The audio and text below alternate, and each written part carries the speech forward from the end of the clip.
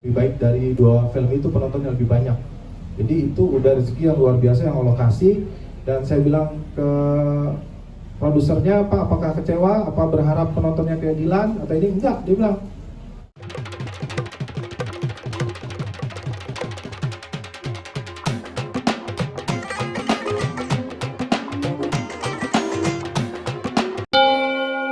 Dengan tegas, ya ada agenda. Agenda politik saya adalah menciptakan masyarakat di Indonesia yang damai dan tentram, gitu kan. Jadi balik lagi ke 2013 pada saat ulama-ulama ini panggil saya ke MUI untuk membuat film Buya Hamka. Di sana memang tahun 2013 itu situasi politik itu sangat panas banget. Sampai kalau bisa kita buka baju tuh jalannya di Indonesia. Enggak, bercanda ya. Jadi pada saat itu kita ingin bikin film yang ceritanya itu menenangkan orang-orang yang sedang berpolitik. Ya, tapi tidak ada agenda tayang di tahun politik, tidak ada sama sekali. Ya, tapi itu agendanya Allah, rencananya Allah. Allah mentakdirkan film ini tayang di 21 Desember, insya Allah semoga lancar. Itu semua tidak direncanakan. Falcon, MUI, saya, Star Vision, Pak Pares, Pak Navin, Bu Eken, tidak ada yang merencanakan itu tayang di Desember tahun ini. Benar-benar gak ada. Tapi kita semua diuji, dikasih pengalaman untuk bertemu COVID 2019 itu ya? 2020. Oh ya. COVID-19 tapi tayang 2020. COVID-nya tayangnya 2020. Jadi memang COVID itu yang merusak rencana manusia. Jadi rencana manusia itu kan pengennya tadinya Hamka itu tayang di 2020 semuanya selesai. Ternyata rencana yang maha kuasa tahan dulu, sabar dulu, diuji dulu produser saya, ya kan, apakah masih berkomitmen mau bikin film tayang di bioskop, ditawarin dari OTT sekian miliar, ternyata alhamdulillah Falcon keren ya, Falcon Star Vision keren gitu, masih tetap pengen menyajikan film ini ditonton di bioskop karena memang saya dan seluruh yang terlibat mendesain ini untuk menikmati menonton terbaiknya adalah di dalam bioskop. Oke, ya diuji lagi orang-orang pada tayangin baru COVID selesai tapi tetap Falcon tidak menayangkan gitu kan. Nah, alhamdulillah tiba-tiba kita dapat tanggal tayangnya di 21 Desember ini. Itu sebenarnya bukan rencana manusia tapi takdir Allah, insya Allah. Karena saya ingat banget kita 2019 lagi di Padang, kita break syuting nyoblos, ya. Harusnya tayang ini setelah nyoblos yang itu ya, nyoblos 5 tahun setelah itu ya, insya Allah. Oke.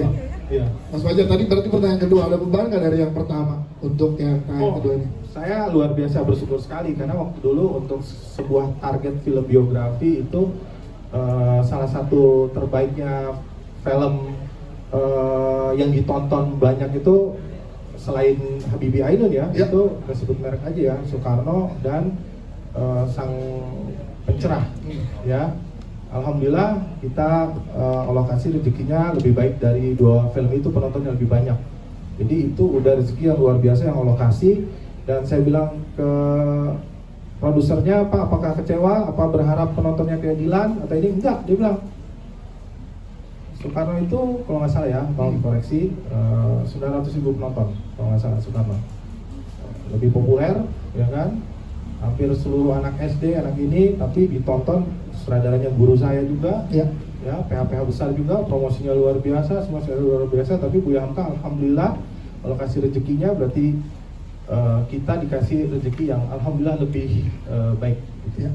Berarti nggak ada Mas Jadi sangat bersyukur banget dan kemarin itu 1.300.000 itu sebenarnya masih bisa bergulir panjang terus karena perharinya tuh ada aja Muhammadiyah sini mau nonton, pengajian sini masih mau nonton gitu. Tapi kan kita harus lepas juga biar orang lebih banyak lagi nonton, kita lepas di Netflix. Jadi kalau nonton yang pertama sebelum nonton ini bisa nonton di Netflix. Ada di OTT ya. Jadi tidak ada beban karena memang target dari produser sudah jauh di atas yang kita ingin. Tapi kalau nantinya bisa lebih banyak lagi, yang saya pikirin cuma satu. Saya selalu bilang teman-teman, saya pengen teman-teman yang ada di sini ini sama dapat kebaikan dari film ini. Kalau saya belajar ngaji dibilangin gini, ketika kamu menyampaikan satu kebaikan atau satu ayat dan ada orang yang tersentuh di situ, insya Allah itu jadi pahala jariah kamu. Semoga orang yang ada di sini memberitakan berita tentang Buya Hamka ini. Kalau film ini sukses dan menyentuh hati orang untuk menjadi lebih baik, semoga teman-teman yang ada di sini kebagian pahala jariahnya. Amin, amin. Terima kasih Mas Fajar Mustaumi, Mas Bino dan Mbak Bella, mungkin singkat untuk tadi harapannya atau ada beban nggak dari yang pertama dengan yang kedua ini, silakan. Terima kasih Mas Ken. Beban sih sama sekali enggak. Malah saya dengar ketiga film trilogi ini udah dibeli dengan harga yang fantastis gitu. Jadi mereka kayak muka-muka produsernya kayaknya udah senyum-senyum aja. Masuk bioskop dapat berapa aja kayaknya mereka udah happy aja karena kayaknya udah Tapi harus nonton bioskop Bang. Iya, Kenikmatannya belum selesai, ngomongnya belum selesai. Jadi kalau secara permodalan saya nggak tahu, tapi yang saya dengar ya seperti itu sih. Memang film ini sebetulnya udah targetnya udah terpenuhi gitu kalau secara budget. Tapi memang film ini dibuat untuk skala bioskop. Jadi sayang kalau misalnya kita tayangkan ini langsung ke platform yang lain Ya. gitu. Dan ya mudah-mudahan buat para produser keuntungannya dapat, buat kita semua filmmakernya dapat amal dan dakwahnya gitu. Amin. Jadi, pahala dunia dan akhiratnya dapat. Dapat semua dari Masya Allah. Itu aja sih. Terima kasih Mas Bino. Tepuk tangan buat Mas Bino dan Mbak Bella. Mungkin ada beban nggak dari pertanyaan yang dari Mas Ken dari yang pertama dan yang kedua? Insya Allah nggak ada ya, karena aku percaya yang penting kita udah usaha, kita ikhtiarnya, insya Allah semoga Allah terima. Dan untuk hasil, aku nggak mikir hasil, pengen cepet-cepet tayang biar tahun ini tayang, terus tahun depan kita masih ada lagi, enggak ya? Ada lagi? Oh, masih Ada satu volume lagi. 3. Udah selesai gitu Ya. ya. Siapa? Selalu tepuk tangan sekali lagi teman-teman buat jajaran